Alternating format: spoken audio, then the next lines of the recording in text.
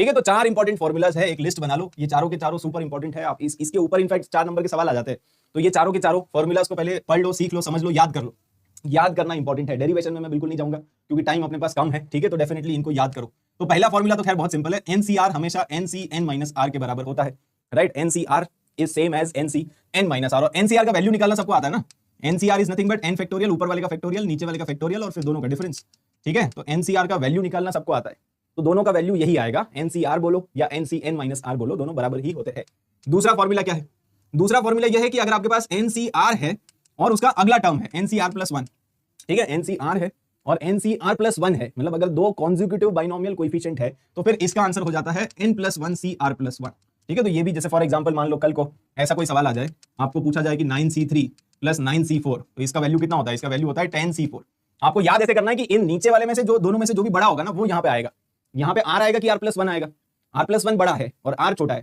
छोटा कौन बड़ा कौन? ये छोटू, और ये बड़ा भाई, ये छोटा भाई। ठीक है, तो नीचे हमेशा बड़ा भाई आता है और ऊपर आपको एक प्लस करना है, n प्लस 1। जैसे 9 था तो 10 हो गया, और 3 और 4 में से बड़ा भाई कौन है? 4 है ना, तो 4 आएगा नीचे, नीचे बड़ा भाई आता है, छोटा भाई नहीं आता है। ठीक है, तो ये समझ गए। और तीसरा फॉर्मूला क्या है?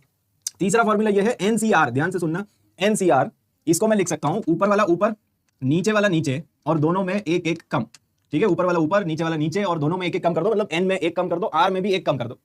तो आप याद ऐसे ही कर लो, ऊपर वाला ऊपर, नीचे वाला नीचे, मतलब जो n ऊपर है ना तो वो ऊपर आएगा, ये नीचे है तो ये नीचे आएगा, ऊपर वाला ऊपर, नीचे वाला नीचे, और दोनों में एक एक कम। ठीक है, तो ये भी एक फॉर्मूला होता है जिसको हम अगेन क्वेश्चंस में यूज करते हैं। अच्छा, ये वाला फॉर्मूला काफी लोग यहाँ पे मेरे ख्याल से चैट में भी लिख रहे हैं, इसको पैकमैन बोलते हैं। बिल्कुल सही बात है ना, जिन्होंने थोड़े पुराने लेक्चर्स देखे होंगे उनको पता है, इसका नाम हमने रखा है पैकमैन। ये पैकमैन क्या है वो अभी आपको समझ में आएगा जब इसके ऊपर सवाल करेंगे। पैकमैन बेसिकली गेम होती है, राइट। पता नहीं आप लोगों ने खेली है कि नहीं, हमारे जमाने की बहुत पॉपुलर गेम थी। ऐसे करके एक पैकमैन होता है, और ये जो पैकमैन होता है वो सारे कॉइन्स को खा जाता है, और बीच में ऐसा करके एक डाकू आता है, अगर डाकू आ गया तो फिर वो पैकमैन को खा जाएगा बेसिकली। ठीक है, तो ऐसा एक पॉपुलर गेम है, तो शायद आपने, इसके ऊपर एक मूवी बनी है ना, एक हॉलीवुड के अंदर एक मूवी भी अभी रिसेंटली बनी है ना। तो पैकमैन येलो कलर का होता है, पैकमैन आपने शायद खेली होगी गेम। तो ये पैकमैन है। पैकमैन का काम क्या होता है? ऐसे ऐसे करके सारे कॉइन्स को खा जाता है ना, तो वैसे ही ये भी पैकमैन है। ये क्या करेगा? ये सारे टर्म्स को खा जाएगा। एक पैकमैन आएगा जो सारे टर्म्स को खा जाएगा, इसीलिए इसका नाम हमने रखा है पैकमैन। ठीक है, अभी पैकमैन का एप्लीकेशन अभी आपको समझ में आया, अभी तो फॉर्मूला ही बताया हमने। ठीक है, अभी एप्लीकेशन भी सीखेंगे, पहले फॉर्मूलाज आप नोट डाउन कर लो।